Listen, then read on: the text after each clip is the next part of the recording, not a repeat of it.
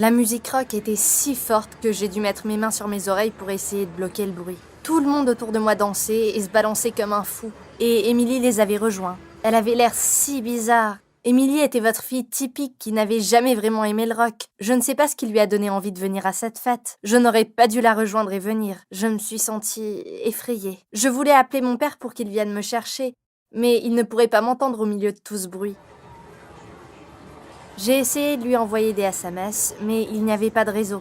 Je me sentais piégée dans une sorte de chambre de torture. J'ai dit à Emily que je voulais m'éloigner de la piste de danse, mais je ne pense pas qu'elle m'ait entendu. Elle balançait ses cheveux et levait les yeux au ciel. Elle semblait comme un fantôme. Ses pupilles ont disparu et c'était comme s'il n'y avait que du blanc dans ses yeux. Que diable faisait-elle ? Je me suis éloignée de tout le monde et je me suis assise à l'endroit le plus calme que j'ai pu trouver. Mais ce n'était pas tout à fait idéal car les gens de la soirée utilisaient ce coin pour faire pipi. L'odeur était horrible, je ne pouvais pas le supporter.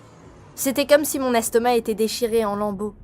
Soudain, j'ai vomi. J'étais tellement gênée et j'étais sûre que les gens derrière moi m'avaient vue. J'ai hésité à me retourner, mais quand je l'ai fait, je ne pouvais pas y croire. Tout le monde se fichait de ce que j'avais fait. Il y avait même un couple qui se roulait des pelles. Que c'était répugnant. Je marchais à quelques pas de ce coin quand j'ai vu un mec beau et grand qui se dirigeait vers moi.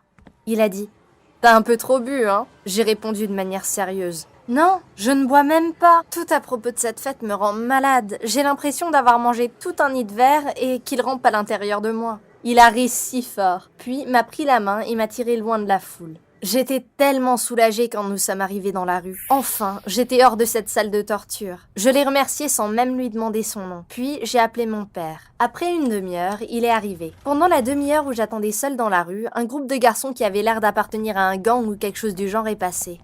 J'étais terrifiée. Mon cœur battait si fort que je pensais qu'il sortirait de ma poitrine comme un oiseau dans une pendule à coucou. J'ai essayé de les ignorer et j'ai concentré mon regard vers l'avant. Mais quelque chose d'étrange est arrivé à ce moment-là. Je les ai entendus crier « Cours, il est là !» J'ai regardé autour de moi, mais il n'y avait personne autour de moi sauf le gars sympa qui m'avait aidé à quitter la fête. Il devait garder un œil sur moi pour s'assurer que j'étais en sécurité. Mon père est arrivé et quand je me suis tournée pour le remercier, il avait disparu. Le lendemain, à l'école, Emily m'évitait. J'ai tout de suite su qu'elle était énervée que je l'ai laissé tomber la nuit précédente. Je suis une idiote. Comment ai-je pu oublier de lui dire ? Mais ce n'était pas la seule chose qui me dérangeait. Emily ne semblait pas être elle-même. Elle était habillée tout en noir et elle avait des faux tatouages. Elle portait de l'eyeliner qui recouvrait complètement ses paupières. Elle avait l'air super effrayante. Ce n'était pas ce à quoi ressemblait Emily. Normalement, elle s'habillait comme moi et les autres filles. Je suis rentrée chez moi sans même avoir l'occasion de lui parler. J'ai sorti mon téléphone pour l'appeler et c'est à ce moment-là que j'ai reçu un texto disant « Si quelqu'un te le demande, j'ai dormi chez toi la nuit dernière. »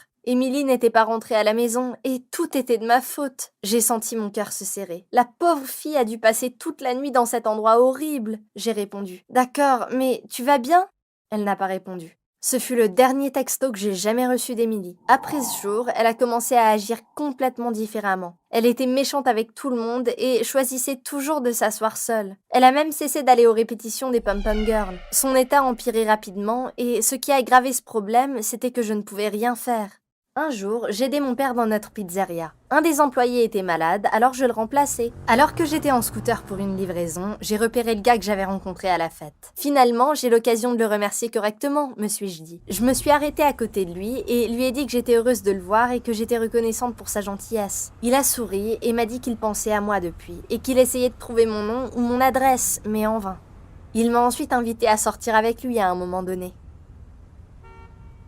Nous avons échangé nos numéros, puis nous nous sommes séparés. Il s'appelait Edward et je me sentais soudainement très excitée. Ce soir-là, je recevais des commandes de pizza au téléphone lorsque quelqu'un a appelé et commandé une pizza. Mais d'une manière vraiment étrange et effrayante. Au début, tout ce que j'ai entendu était un petit son. J'ai dit « Pizza Amigos, comment puis-je vous aider ?» Mais je n'ai entendu aucune réponse. Le bip sonore a continué à devenir plus fort. Alors, j'ai répété ma demande, mais cette fois, il a raccroché. Le téléphone a sonné une fois de plus et j'ai répondu « Je veux commander une grosse pizza avec du pepperoni et ton sang. » sang. Je me suis reprise et me suis dit que c'était probablement juste un de ces appels de blagues stupides. Je suis rentrée chez moi en scooter sans penser à l'appel téléphonique. Derrière moi, une voiture roulait très lentement. Je pensais que j'étais sur son chemin, alors je me suis déplacée sur le côté, mais elle ne m'a pas doublée. À chaque fois que je prenais un tournant, elle me suivait. Le tout était terrifiant. Je n'osais pas regarder derrière moi. J'ai essayé d'aller plus vite, mais je ne pouvais pas échapper à la voiture. Comme il faisait sombre, je me suis cognée sur quelque chose sur la route et je suis tombée par terre. La rue était complètement vide et je me suis fait mal à la jambe. Mon épaule saignait aussi. La voiture s'est approchée et 2 personnes sont sorties. Je n'en croyais pas mes yeux. L'une d'elles était Emily. J'ai levé la main vers elle et dit « Emily, aide-moi !» Mais tout ce qu'elle a fait a été d'augmenter ma panique. Elle s'est approchée de moi et a commencé à pousser la plaie jusqu'à ce qu'elle saigne encore plus. Pendant tout ce temps, elle avait un sourire effrayant et maniaque aux lèvres. Je ne pouvais pas voir le gars qui se tenait derrière elle parce qu'il était trop loin en arrière. J'ai essayé de crier et de la repousser, mais aucun son n'est sorti. La peur et la douleur m'avaient gelée sur place. Elle a pris un morceau de tissu et a pressé le sang hors de mon épaule. Puis, elle m'a laissée toute seule au milieu de la rue. Je ne me souviens de rien d'autre que d'ouvrir les yeux et de me retrouver à l'hôpital. Mon père m'a dit que je devais avoir des points de suture à l'épaule et que je pourrais quitter l'hôpital dans quelques heures.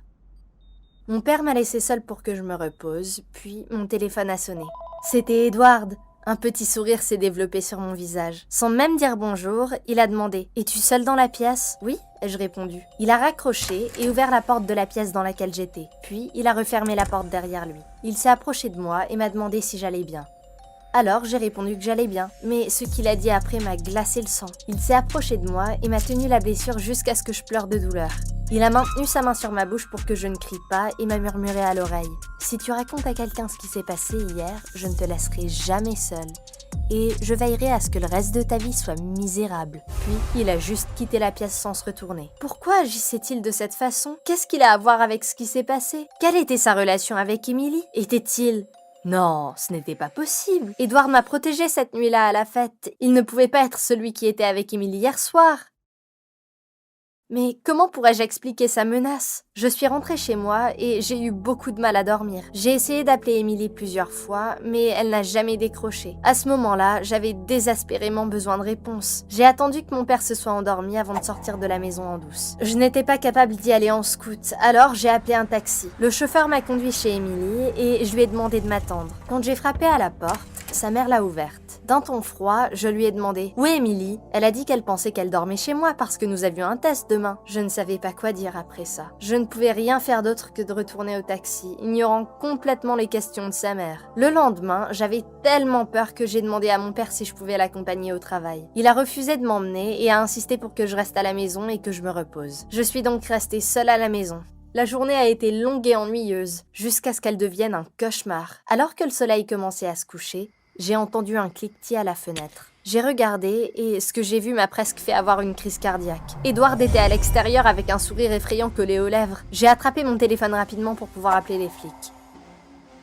Il a hurlé « Si tu ne raccroches pas, je vais casser cette fenêtre et entrer et te tuer. Tu ferais mieux de nous ouvrir la porte. » Nous ? Qui étaient-nous? J'ai commencé à regarder par toutes les fenêtres comme une folle et j'ai vu Emily debout derrière une autre. Je me suis figée sur place. J'ai essayé de réfléchir vite, mais en même temps, je ne voulais pas qu'il casse la fenêtre et me blesse. Qu'est-ce qu'il voulait? Je suis retournée pour regarder Edward, mais je ne pouvais pas le voir. Quelques secondes plus tard, j'ai entendu frapper à la porte. J'ai senti que ça allait se casser, alors j'ai crié « D'accord, d'accord, je vais ouvrir !» Comme j'aimerais ne pas l'avoir fait. Quand j'ai ouvert la porte, Edward et Emily sont entrés et ont fermé la porte derrière eux. Emily a commencé à mettre des bougies tout autour de la pièce et à éteindre toutes les lumières. Edward se tenait à côté de moi et m'a dit que tout irait bien. Je ne comprenais pas ce qui se passait. Pourquoi moi? Qu'est-ce qu'ils voulaient de moi? Au bout de quelques minutes, ils m'ont fait m'asseoir sur une chaise au milieu de la pièce. Edward portait une longue cape et cachait son visage avec un sweat à capuche. Je souhaitais de tout mon cœur que mon père revienne me sauver, mais il était toujours au travail. Emily a commencé à marmonner quelques mots et à marcher autour de moi comme si elle faisait une sorte de prière. Mais ce n'était pas le genre de prière que j'avais entendu à l'église auparavant. C'était quelque chose de terrifiant que je ne pouvais pas expliquer. Soudain, tout est devenu étrangement silencieux. J'ai vu Emily porter quelque chose de pointu et venir vers moi. J'ai commencé à hurler hystériquement en espérant que l'un des voisins pourrait m'entendre. Je me suis levée, mais à cause de l'obscurité, je ne savais pas où aller. Après quelques secondes, j'ai entendu quelqu'un entrer dans la maison et allumer les lumières. Je n'en croyais pas mes yeux. C'était mon père avec la police. Mais comment ? La police a emmené Edward et Emily et mon père a couru vers moi pour s'assurer que j'allais bien. Mon épaule saignait, c'était dû à l'adrénaline qui passait dans mes veines. Il m'a emmené à l'hôpital et alors que nous étions en route, je lui ai demandé « Comment as-tu su ?» Il a répondu « Je ne savais pas. La mère d'Emily m'a appelé malade d'inquiétude et m'a dit qu'Emily n'était pas à la maison depuis 4 jours. Puis elle m'a parlé de ton étrange visite d'hier soir. Alors je lui ai dit que nous allions appeler la police et qu'elle me retrouve chez nous. Lorsque nous sommes arrivés, j'ai entendu tes cris et j'ai vu que la maison était plongée dans le noir. Plus tard, j'ai appris qu'Emily traînait avec des gens qui faisaient partie d'un culte où ils révèrent le diable. Et pour devenir l'une d'entre eux, elle devait récolter 7 tasses de sang. Le sang qu'elle m'avait pris n'était probablement pas suffisant. Alors elle était revenue pour en prendre un peu plus. Ça expliquait l'objet pointu qu'elle trimballait. Quant à Edward, il était complètement fou. Il a convaincu les gens qu'il pourrait leur donner des pouvoirs surnaturels s'ils complétaient le rituel. Pour vous dire la vérité, à ce jour, je ne peux toujours pas me débarrasser de la peur que j'ai ressentie ce jour-là. Quant à Emily, je ne sais pas ce qui lui est arrivé, ni aux 6 autres personnes qu'elle a attaquées avant moi. Je sais seulement qu'elle n'a tué personne, mais elle a fait du mal à beaucoup de monde. Avez-vous aimé mon histoire ? Partagez vos pensées avec nous dans la section commentaires ci-dessous. N'oubliez pas d'aimer la vidéo et de vous abonner à notre chaîne.